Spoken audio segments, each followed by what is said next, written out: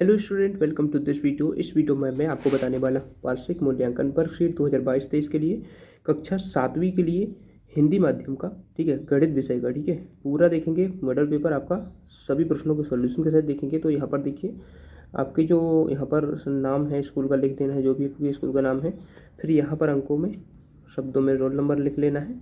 Dice code ये सब भरने के बाद देखिए, मैं जितने भी प्रश्न बताऊंगा सभी आंसर सहित बताऊंगा, जिससे कि आपको अच्छे से कंप्लीट कर सकें आप, और जिससे आपकी तैयारी हो सके। बहुत IMPS प्रश्न होते हैं और इसी से रिलेटेड आपके पेपर में पूछे जाते हैं। तो चलिए शुरू करते हैं। यहाँ से कार्य प्रारंभ करें। बहुविकल्पीय प्रश्न सबसे पहले हैं 1 से लेकर 10 तक, ठीक है। तो प्रश्न है, प्रश्नों को पढ़कर नीचे दिए विकल्पों में सही विकल्प चुनकर लिखिए, ठीक है। सही विकल्प चुनकर लिखना है। तो पहला प्रश्न है आपका, यहाँ पर देखिए क्वेश्चन क्या बोल रहा है। क्वेश्चन है -6 प्लस -2 का मान होगा। तो -6 है, प्लस में है -2। तो आपको पता ही है कि माइनस की संख्या है, माइनस माइनस क्या होता है, जुड़ता है। तो 8 तो हो जाएगा, लेकिन चिन्ह किसका आएगा, माइनस ही का आता है। तो माइनस का 8, जिसमें आंसर सी ऑप्शन सही हो जाएगा। -8 आपका सही उत्तर हो जाएगा, ठीक है। अगला प्रश्न देख लीजिए, प्रश्न 2 है, पी में 7 जोड़ने के लिए व्यंजक होगा। पी में 7 जोड़ने के लिए तो पी प्लस 7 होगा, ठीक है। पी में 7 जोड़ना है तो पी प्लस 7 हो जाएगा, ये व्यंजक हो जाएगा, ठीक है। अब देखते हैं अगला प्रश्न है।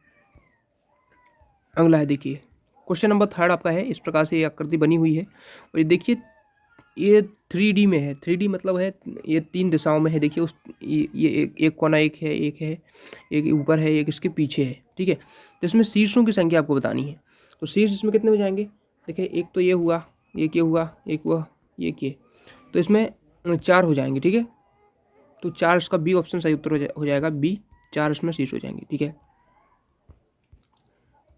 क्वेश्चन 4 है, निम्नलिखित में से कौन सी संख्या संपूर्ण संख्या है, ठीक है। तो इसमें परफेक्ट नंबर कौन सा है, तो इसका सही उत्तर हो जाएगा 28, ठीक है। घड़ी की एक सुई के 1/4 घूर्णन के लिए समकोण की संख्या होगी। देखिए इसमें क्या पूछ रहा है, घड़ी होती है इस प्रकार से, घड़ी की एक सुई के लिए 1/4 घूर्णन के लिए, मतलब पूरा घूमेगा तो मतलब पूरी घूमेगी, लेकिन 1/4 मतलब इतना हिस्सा घूमेगी, ठीक है। एक सुई यहाँ से यहाँ तक आ गई, ठीक है। तो 1/4 हो गया, क्योंकि आप देख सकते हैं इसमें 1 2 3 4 भाग बढ़ रहे, ठीक है। तो 1/4 है, तो इसमें कितना आ जाएगा, समकोण की संख्या कितनी होगी, तो एक समकोण इसमें आ जाएगा, ठीक है। डी ऑप्शन आपका सही उत्तर हो जाएगा, क्योंकि एक ही समकोण बन रहा है यहाँ पर। इतनी घूमी तो एक ही समकोण बनेगा, ठीक है। इतना हुआ तो 2 समकोण बन जाएंगे, इतना हो तो 3 बन जाएंगे, और पूरी घुमाई तो 4 बन जाएंगे, ठीक है। तो इसमें 1/4 घुमा है तो एक समकोण बन जाएगा, ठीक है। अब देखिए छठा प्रश्न है, एक समबाहु त्रिभुज में सममित रेखाओं की संख्या होती है। सम द्विबाहु है, सॉरी इसमें समबाहु नहीं है, सम द्विबाहु है, ठीक है। सम द्विबाहु त्रिभुज में जिसकी 2 भुजाएं समान हो, ठीक है, तो सममित रेखाओं की संख्या होती है, ठीक है। तो एक इसका हो जाएगा, ठीक है। देख सकते हैं ये वाली जो है बीच की। 7वां क्वेश्चन है, दिए गए चित्र में छायांकित भाग को प्रदर्शित करने वाली भिन्न है। तो ध्यान दीजिएगा, इस चित्र में आप देखेंगे कितने भरे हुए हैं, 1 2 3 भरे हुए हैं, तो ऊपर तो 3 आएगा। अब टोटल कितने हैं, टोटल गिन लो, ठीक है। टोटल गिन लो इसमें कितने हैं, तो आप देख सकते हैं 1 2 3 4 5 6 7, टोटल 7 हैं। तो ऊपर तो 3 आएगा, नीचे 7 आ जाएगा, तो 3/7 आपका आंसर हो जाएगा। ऑप्शन सी आपका सही उत्तर हो जाएगा, ठीक है। चलिए 8वां क्वेश्चन देख लेते हैं। 8वां है, एक षटभुज में भुजाओं की संख्या। षटभुज क्या होता है, जिसमें 6 भुजाएं हों, ठीक है। 1 2 3 4 5 6, तो इसमें कितनी भुजाएं हैं, 6 भुजाएं हैं, तो बी ऑप्शन सही उत्तर हो जाएगा, ठीक है। 8वां हो गया। 9वां देख लेते हैं। 9वां देखिए, दिए गए त्रिभुज का नाम क्या है, ठीक है। तो इसमें देखिए समबाहु त्रिभुज है, समद्विबाहु है, समद्विबाहु समकोण है, समकोण त्रिभुज है। तो इसमें देखिए समबाहु है, मतलब 2 भुजाएं इसकी, ए वाली और ये वाली एक जैसी है, तो समद्विबाहु हो जाएगा, ठीक है। 10वां क्वेश्चन देख लीजिए, 0.7 और 0.08 का जोड़। तो 0.7 लिखा, 0.08 लिखा, इनको जोड़ दिया। लिखते ऐसे ही है, दशमलव के इस तरफ जितनी संख्या है उस तरफ लिखेंगे, इस तरफ है जितने इस तरफ लिखेंगे, ठीक है। तो जोड़ने पर इनको क्या आएगा, 8 ज्यों का त्यों हो जाएगा, 7 ज्यों का त्यों, 0 ज्यों का त्यों, तो 0.78 आंसर हो जाएगा। ठीक है, यहाँ पर लिखा हुआ भी है डी ऑप्शन में। ठीक है, अब देखिए यहाँ पर 11 से 20 तक के प्रश्न है, लघु उत्तरीय प्रश्न। तो यहाँ पर देखिए नीचे दिए गए प्रश्नों के हल लिखिए। तो प्रश्न 11 है, एक पेटी में 325 पुस्तकें होती हैं, मतलब आती हैं, तो ऐसी 52 पेटियों में कुल कितनी पुस्तकें आएंगी? तो एक पेटी में कितनी आती हैं? 325। ठीक है, 52 पेटी में पुस्तकें आएंगी, तो इसको क्या करेंगे, एक में आती इतनी तो 52 में इसका गुणा कर देंगे, तो 325 गुणे 52 कर देंगे, तो कितना आ रहा है हमारा? 16,900। ठीक है, आप ऐसे गुणा करके देख लेना। ठीक है, तो इतना ही आएगा। अब देखते हैं आगे, 12वां प्रश्न देख लीजिए। अभाज्य गुणनखंड द्वारा 12 और 18 का लघुत्तम समापवर्तक ज्ञात कीजिए। देख लीजिए, आप लोग टेलीग्राम चैनल को ज्वाइन कर लीजिए, लिंक डिस्क्रिप्शन में है। ठीक है, टेलीग्राम चैनल को ज्वाइन कर लेंगे, वहाँ पर उसका PDF आपको मिल जाएगा, डायरेक्ट आपको PDF मिल जाएगा, तो आप लोग उससे डायरेक्ट ही अच्छे से आप पढ़ सकते हैं। ठीक है, और देखिए आप लोग वीडियो को पूरा फुल स्क्रीन करके देखिएगा। ठीक है, ताकि आपको पूरा अच्छे से दिखेगा। ठीक है, इसलिए मैं काफ़ी फुल स्क्रीन में बनाता हूँ वीडियो, ताकि आपको पूरा दिखे। इसलिए आप वीडियो को पूरा कर लीजिए बड़ा, और क्वालिटी को बढ़ा लेना। ठीक है, सेटिंग में जाके क्वालिटी बढ़ा लेना, ताकि आपकी बिल्कुल अच्छे से दिखे, आपको क्लियर। तो इसमें क्या करना है, 12 18 का लघुत्तम ज्ञात करना है। तो 12 के गुणनखंड करेंगे तो इसके आएंगे 2 2 3, इस प्रकार से देख सकते हैं। 12 का गुणनखंड किया तो 6, 2 से काटा 6 आ जाएगा, फिर 2 से काटेंगे तो 3 आ जाएगा। तो ये 12 के गुणनखंड आ गए, ये 18 के आ गए हैं, 2 3 3। अब लघुत्तम समापवर्तक कैसे निकालते हैं? देखिए यहाँ पर क्लियर नहीं दिख रहा, तो मैं आपको बता देता हूँ। देखिए यहाँ पर हमने लिखा था 12 18 का लघुत्तम, इन दोनों में आपको क्या करना है, LCM डायरेक्ट निकाल सकते हैं आप।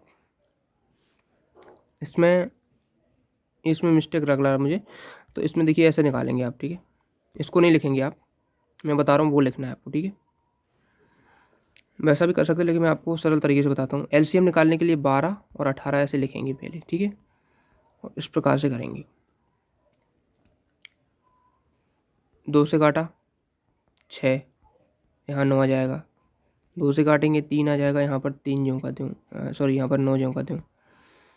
फिर 3 से कटेगा तो 1 आ जाएगा, 3 आ जाएगा यहाँ पर, फिर 3 से कटेगा 1। तो यहाँ पर जो संख्या आई है इनका गुणा कर देंगे। ठीक है, तो ये हमारा कितना आ जाएगा, 3 3 9 2 18 2 36, तो 36 आ जाएगा। वैसे भी कर सकते हैं, जैसा इसमें लिखा है, तो वैसे करना चाहे तो वैसे भी कर सकते हैं। तो यहाँ पर 36 है। ठीक है, इसमें कन्फ्यूजन मत होइएगा, 36 आंसर है। ठीक है, अब 13वां प्रश्न देख लीजिए। एक वृत्त खींचिए जिनमें निम्नलिखित भागों को अंकित कीजिए। तो वृत्त का केंद्र बताना है आपको। तो वृत्त का केंद्र ये हो जाएगा, यहाँ पर 1 नंबर डाल देंगे। वृत्त की एक त्रिज्या, तो ये त्रिज्या हो जाएगी, R नाम दे सकते हैं इसको त्रिज्या को। ठीक है, ये वाली त्रिज्या हो गई। और फिर क्या बताना है, फिर बताना है आपको वृत्त के अभ्यंतर में एक बिंदु, तो यहाँ पर कोई भी अभ्यंतर अंदर, तो ये बिंदु हो जाएगा। ठीक है, ऐसा बना देना आप। क्वेश्चन नंबर 14 देखिए, संख्या रेखा प्रयोग करते हुए 5 और -3 का योग ज्ञात कीजिए। तो ये संख्या रेखा बनी हुई है पूरी, 5 और -3 का योग करना है। तो इस प्रकार से लिखेंगे 5 + -3 कितना होता है, 2, क्योंकि बड़ी संख्या 5 है ना, तो चिन्ह प्लस का आएगा। तो इसमें आपने क्या कर दिया, ये आपका 2 आ गया। ठीक है, तो कैसे आया देख लीजिए। देखिए आपको पहले कितना है, यहाँ से चल रहा है -3 से। ठीक है, -3 से आपको कितना चल रहा है, 5 आगे चल रहा है। तो 1 2 3 4 5 चले, तो कितना, कितने पे पहुँचे, 2 पे पहुँचे, प्लस वाले 2 पे। तो इस प्रकार से आंसर हो जाएगा। ठीक है, 15 क्वेश्चन है, दी गई आकृति का क्षेत्रफल ज्ञात करना है। भुजाओं की माप सेंटीमीटर में दी गई है। 3 अंक का प्रश्न है, देख लीजिए। देखिए प्रश्न एक भी मत छोड़िए, सभी प्रश्न करके जाइए। देखिए ये आपकी एक आकृति दी गई है, इसमें भुजाओं की माप है, इसमें 1 है, इसकी 1 है, यहाँ पर 5 है, यहाँ पर 2 है, यहाँ पर 2, ये वाली 2 है, ये 2 है, ये 4 है, ये 1 है। तो इसमें आपको टोटल इस आकृति का क्षेत्रफल ज्ञात करना है।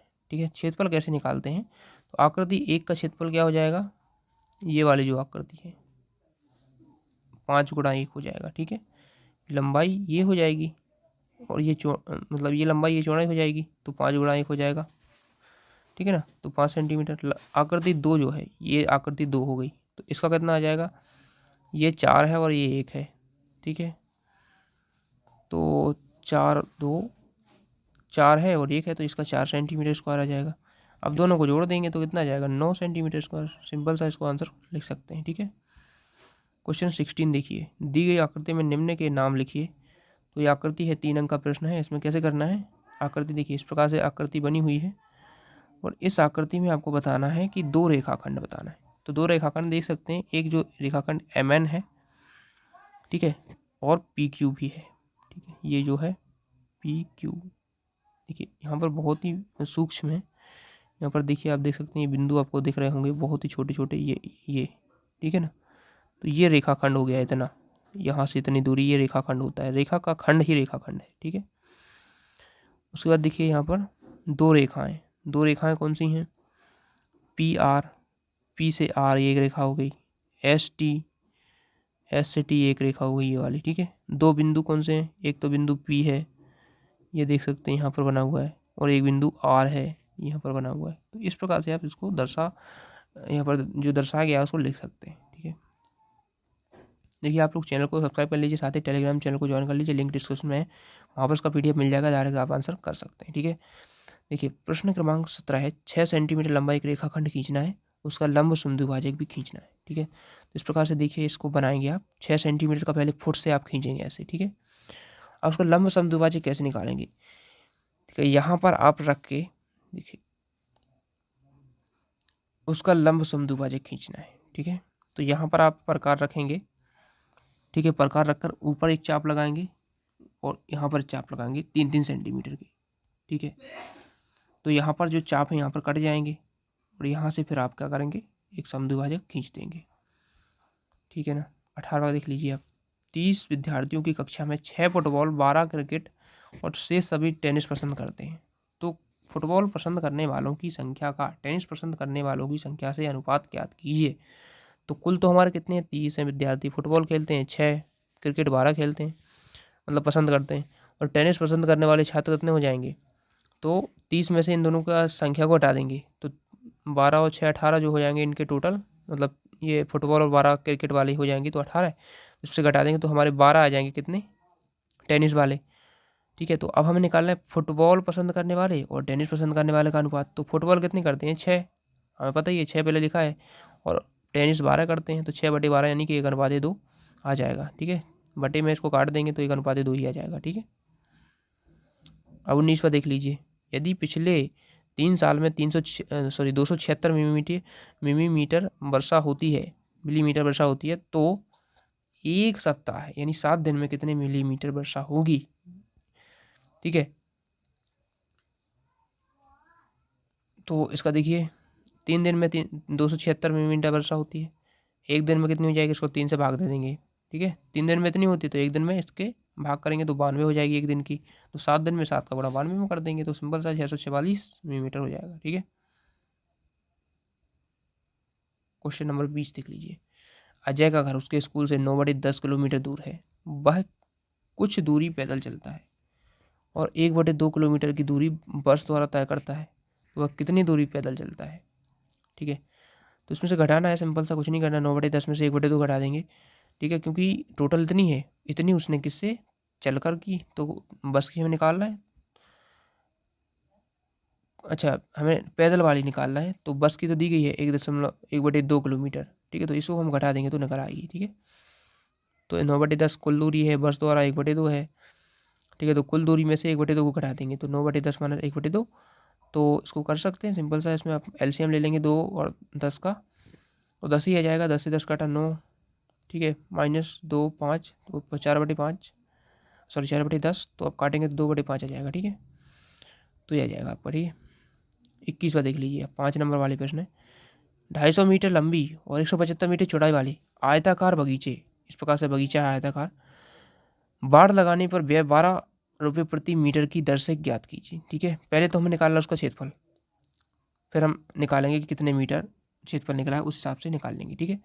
तो लंबाई कितनी है, 250 है, चौड़ाई 175 गुणा कर देंगे, मतलब हमें पहले उसका निकाल लेना है, क्या उसका पहले निकाल लेना पूरा परिमाप, क्योंकि हमें बाड़ी लगानी है, यानी बाड़ लगाना है, तो हमें परिमाप निकालना है, क्षेत्रफल से हमें कोई मतलब नहीं, परिमाप निकालना है, ठीक है। यहाँ से लेकर यहाँ तक कितना इसका मतलब कितनी लंबाई चौड़ाई पूरी है, तो परिमाप निकालेंगे, कैसे निकालेंगे, आयत का परिमाप होता है 2 गुणे लंबाई धन चौड़ाई, लंबाई 250 है, चौड़ाई 175, जोड़ देंगे तो 850 मीटर आ जाएगा, ठीक है।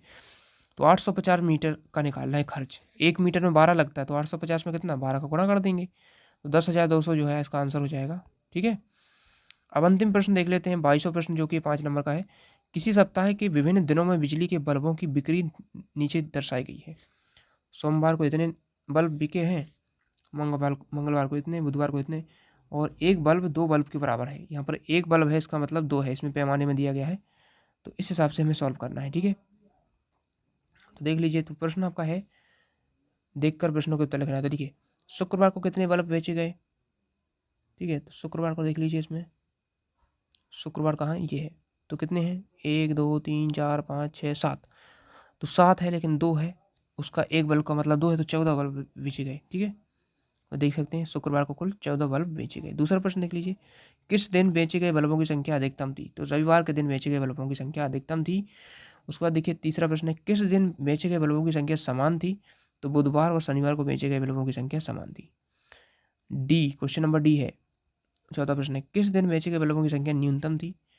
तो बुधवार व शनिवार को बेचे गए बल्बों की संख्या न्यूनतम थी, मतलब कम थी। और अंतिम प्रश्न है, यदि बड़े डिब्बे में 9 बल्ब आ सकते हैं तो इस सप्ताह कितने डब्बों की आवश्यकता पड़ेगी। यदि एक बड़े डिब्बे में 9 बल्ब आ सकते हैं तो इस सप्ताह कितने डिब्बों की आवश्यकता होगी। तो हमें टोटल निकालना कि कितने हमने बल्ब बेचे हैं। ठीक है, तो 95 डिब्बे हमें चाहिए पड़ेंगे। ठीक है, तो इस प्रकार से हमारा पूरा सॉल्यूशन हो जाता है।